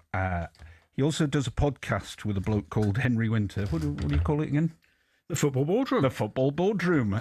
They do that every week and chew over everything that's going on off the pitch, and there's some big stuff going on off the pitch at the moment. And Christian, as you've come in this morning, and it's been a week where a lot of financial results have been released. Me and Henry were particularly struck by one of your old clubs, Chelsea, recording a loss of, was it £355 million for 24-25. I thought there was a rule where you couldn't lose that sort of money every season, and I think it confuses fans because they think, well, you're only allowed to lose, what was it, 105 million over 3 years. How can you have a loss of 355 million?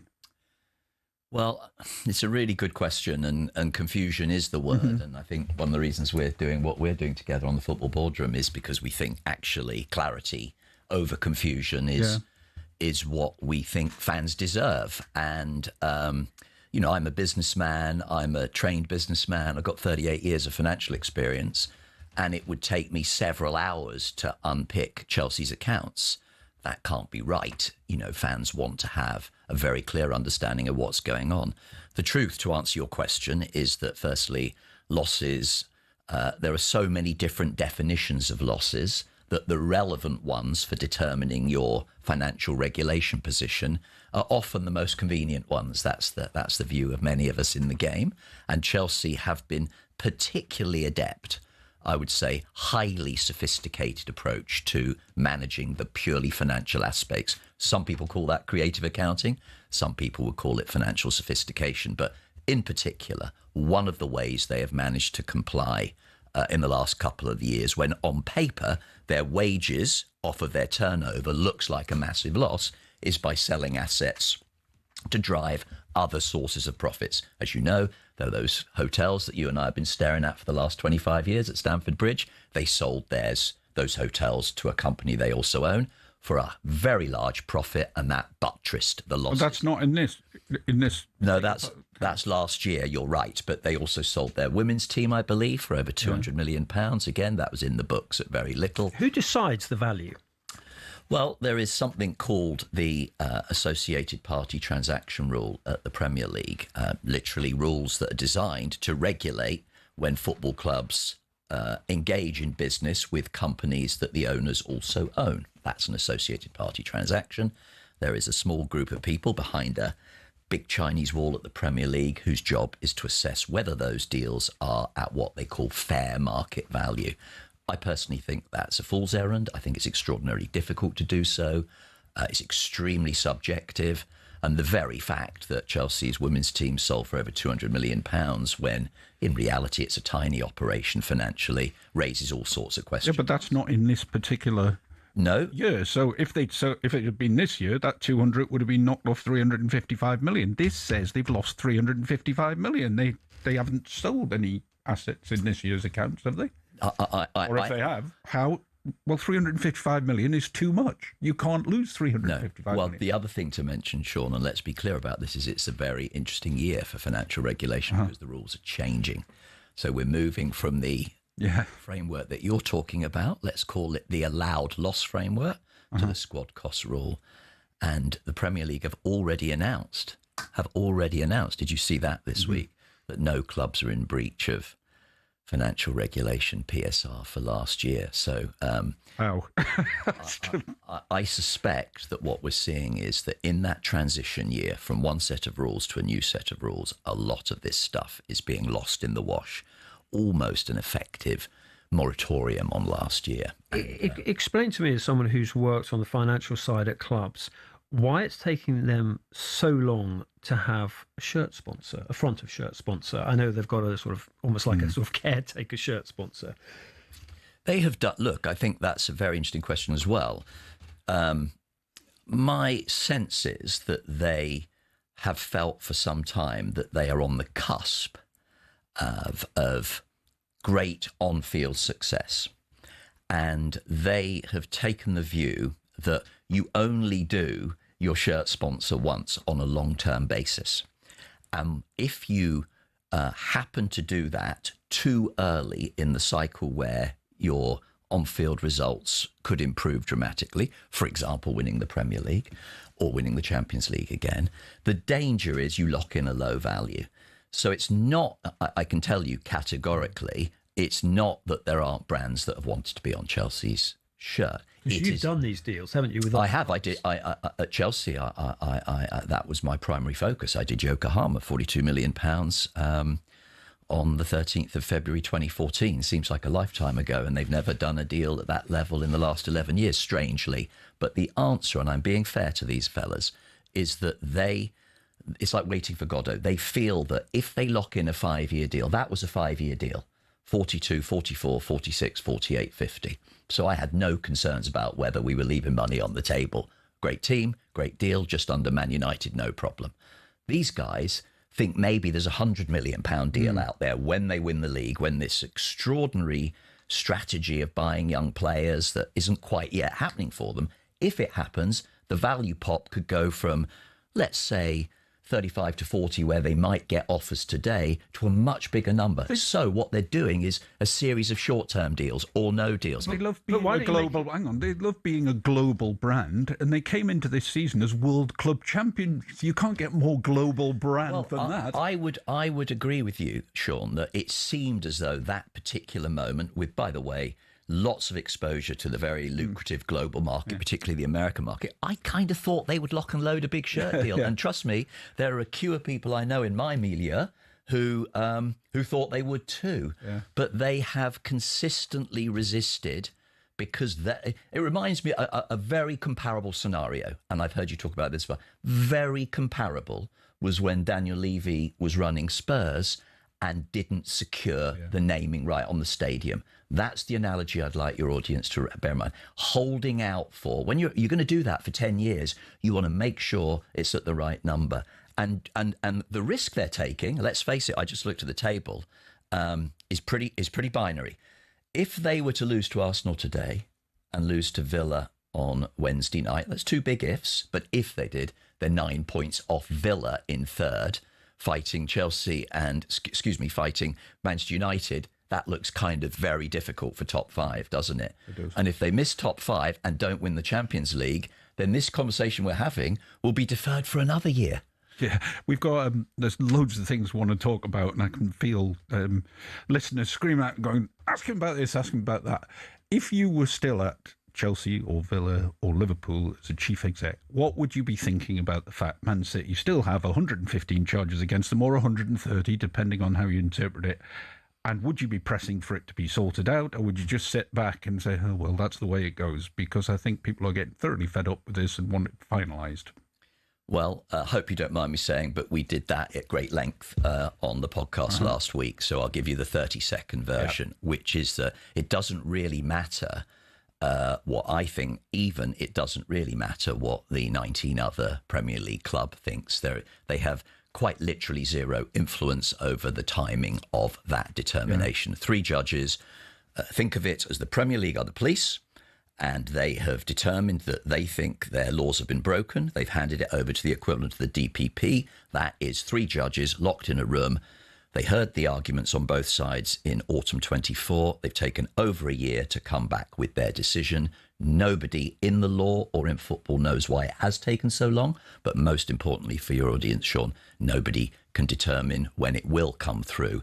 It's completely and utterly ridiculous. It is undermining so many aspects of the game behind the scenes, not least for Manchester City, who have it hanging over them, or their rivals. But nobody can influence that outcome. Can you guess why it's taken so long? I think there are really mundane and just mundane explanations around the air. These are 3, they're normally KCs or retired judges or both. We don't know who they are. Their identity is not public, yet it will be when they write their decision. But these are busy guys.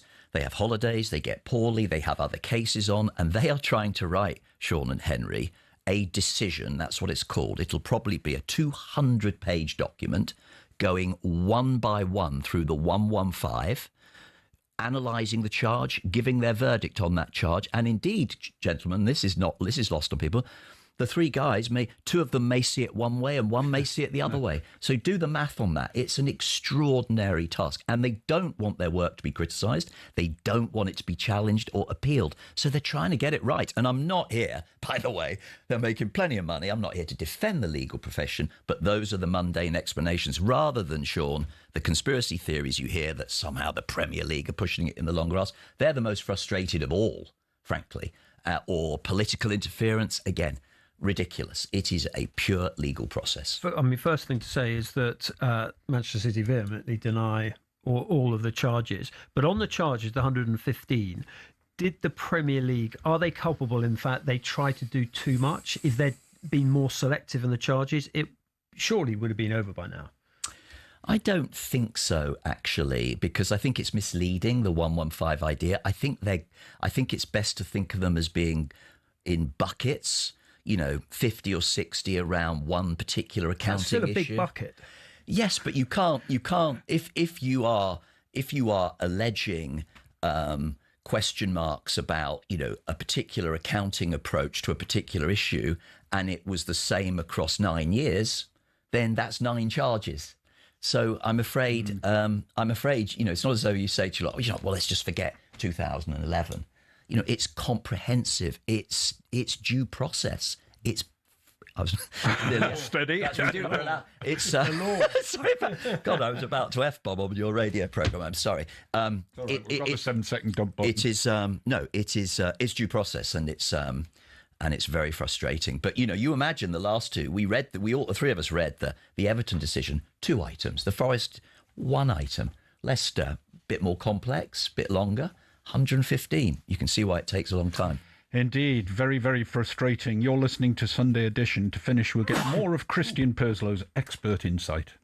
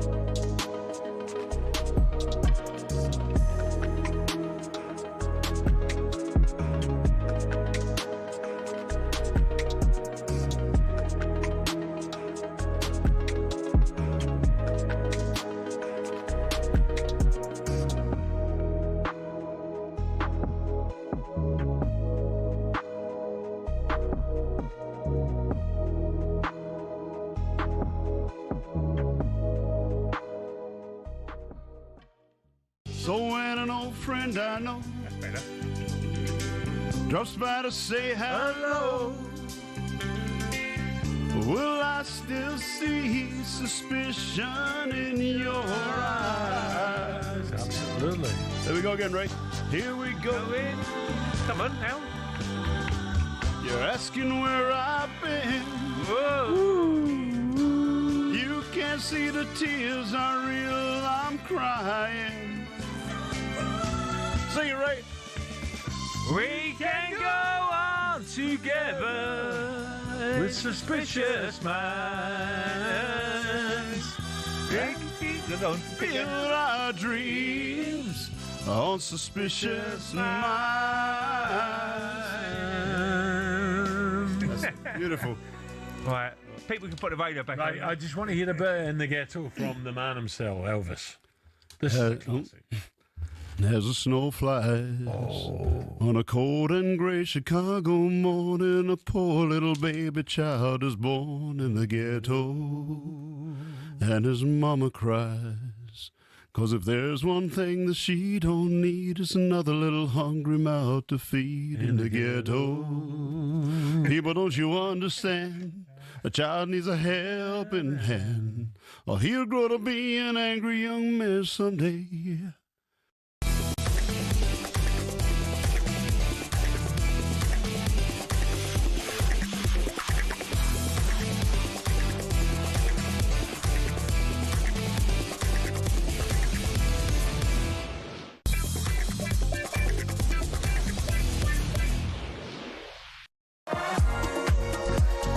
This is Sunday Edition with Shaun, Custis and Henry Winter, where we're in the company of Christian Perslow, former Chief Executive or Executive Director at the likes of Aston Villa and Chelsea and Liverpool. And Christian, if you were still at either of those clubs, Liverpool or Aston Villa, I'm sure you would have been heavily involved in the situation regarding Harvey Elliott, who of course was loaned by Liverpool to Aston Villa. When he played 10 games at Villa, it triggered a buy. A transfer fee of, I think it was 35 million, wasn't it? Villa would have had to pay it. And of course, he hasn't reached those 10, and there's no prospect of him reaching those 10 if Villa have to pay that amount of money. And he's stuck.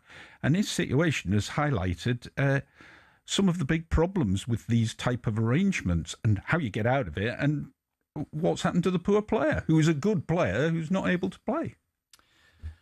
Yes, I think it has certainly raised questions about the more complicated loans with obligations to buy that introduce into the equation some sort of performance threshold. And in this case, it was Harvey's going to Villa. At the time, it seemed to all intents and purposes like a simple deferred transfer, probably for FFP reasons. On Villa's side, they wanted that deal to happen later. So take the player, happen next summer when we're in a new financial year, no problem. And then the big but. Very quickly, it appeared that the manager didn't fancy the player. And so somebody pulled the contract and said, we've got this 10-game proviso. And suddenly it produces this perverse incentive for Unai not to pick the player because he doesn't want him full-time next summer. There's a but, because you referred to games, and I was struck by this. It seemed to me that once this situation started to kick in, Villa having a huge injury crisis very recently, that there was an obvious opportunity to recut the deal. Say, how about we let the player play some more games? We'll pay you a fee for that, just like we were loaning the player. But the non-negotiable for Villa would have been, we cannot buy the player in the summer. Liverpool weren't playing ball. And they weren't playing ball because of what is hanging over today's fixtures, been hanging over the last few weeks, which is the top 5 outcome. The stakes on Champions League qualification, guys, are so high, probably 90 to 100 million of revenue next year, in or out. Then frankly, the 5 to 10 million that you might lose if Harvey Elliott doesn't kick a ball and bounces back in the summer is peanuts compared to whether Liverpool are 5th or Villa 5th. So that's why Liverpool aren't playing ball. There's one but. I noticed they've briefed out that the 10 games is Premier League games. So I think there's a decent chance we see Harvey Elliott playing in the Europa League. A, because Villa need him, and B, because it won't trigger the mandatory takeover. I could be wrong, but watch this space. Why did Unai Emery want him then?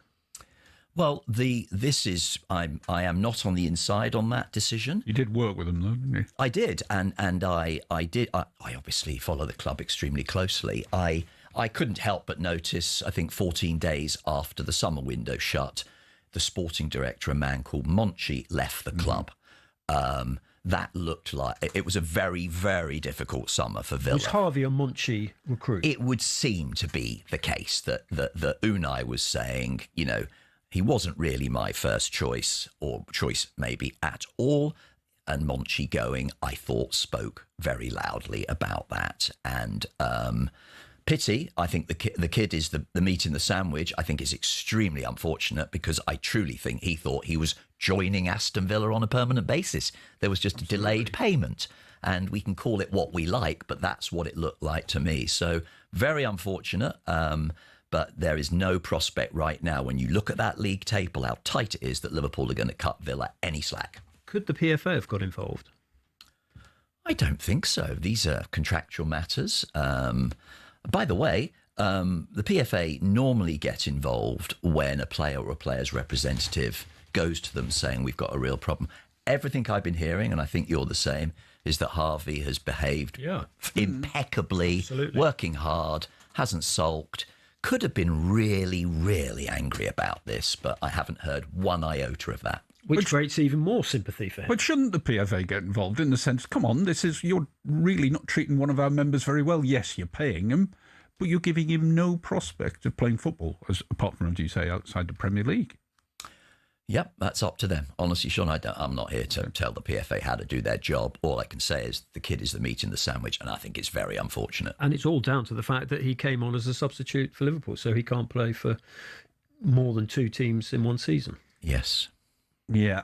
You raised Monchi there, who's a pretty famous sporting director. Yeah. I was wondering, as a chief exec, what is it like dealing with sporting directors and managers and owners, if you like? Everybody wants a piece of the pie. Everybody has their own opinion. You've got to balance the books, work out who you can reasonably go for without upsetting the sporting director, the manager, or the chairman. How do you balance this? This strikes me as one of the most difficult jobs in football.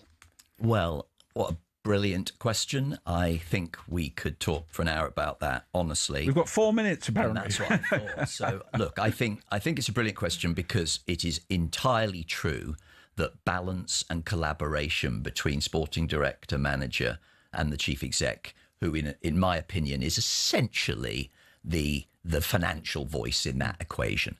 But it goes without saying that when it works well, those relationships are strong. They are based on mutual trust and respect, and the 3 parties all know what their primary duties are. The manager's job is results on the field. The sporting director's job, working closely with the manager, is to bring the players the manager wants and to move on the players the manager doesn't want. And the CEO's job is to make sure all of that happens in line with budget, in line with available capital from owners and in accordance with financial regulation. When it works, it's beautiful. Manchester City is a very good example of what I call the golden triangle. When the three parties, and guess what? They all work together at Barcelona. They're mates. They trust each other. They came in at the same time. Where it starts to go wrong, boys, is when you have a sporting director hired after the event who, you know, the manager didn't really want. Maybe the owner brings him in because he's got some big reputation as some transfer guru. Manager's not having him. Has there been a little bit of that at Newcastle? I think there has been. I think there have been obvious issues behind the scenes at Newcastle. I think Dan... Paul Mitchell came and went. Well, Dan, originally, I mean, that was an astonishing turn of events where they took Dan out of Brighton and 5 minutes later he goes to Man U and that doesn't last. And that didn't last. What went wrong at Man United then? It's an incredible, and maybe for different reasons, but I think behind the scenes at Newcastle, yes, my take on that is that essentially Paul inherited a situation where he was the poor guy who arrives in a window where financial fair play had hit like a train crash. And suddenly we have 3 windows in a row where that club can't buy a footballer. Paul was the guy who had to say, we're not buying any footballers. And then, whoops, Shaun, you must have been absolutely gutted. His first announcement as the new sporting director is, we're selling Elliot Anderson to Forest. Exactly. I mean, terrible. And by the way, then tried to throw the previous regime slightly under the bus, which I think went down like a lead balloon. I think his first comment was, our transfer policy is not fit for purpose, blah, blah, blah. So the politics of sporting director and manager is a subject in its own right. The trouble is, if you're like a club like Watford, who changes their managers every 5 minutes, then your sporting director has to be the most important person. He has to be the person recruiting the players, because the manager's never around long enough for anybody he wants to bed into a team. I don't think anybody thinks that's an ideal model, but no. I do think that the sporting director, but the sport, well, they've been. I think that's another example of the fact that the sort of rise of the power of the sporting director, because whilst the manager has been a revolving door at Chelsea in recent years, as those sporting directors have been imposed from top to bottom. So I don't think anybody in the game seriously thinks you can't function without sporting directors now, Shaun. And I think, but making that working relationship hum is a crucial task for owners and chief executives, and it isn't easy. Do you think we're getting into really complicated times now at Premier League clubs where, as I say, everybody wants a bit of the pie, but nobody can quite decide who should have most of it? No, I think it's much more basic and human. I think that we have an accountability issue. I think managers tend to be the only people put up in front of the media to explain many aspects that go beyond results on a weekend. Sometimes they're sitting there knowing they didn't agree with the transfer policy that summer, and yet they're taking the can for it. So I think we need to see a little bit more shared accountability for the bigger issues behind the scenes that are actually affecting what happens on the field. That's the root cause. Managers live and die by results on a week-to-week basis. Sporting directors don't. That's a mismatch, and it needs to be addressed. Christian Purslow, brilliant to hear from you. Enjoy keeping your podcast with Henry going in the boardroom. From the football board. The football boardroom, which is on every week, I believe. Thanks for coming in. Really enjoyed it. Probably could have gone for another half an hour easily, but time has beaten us. That's it from Sunday Edition. Up next, it's the warm-up with Max Rushton and Barry Glendenning.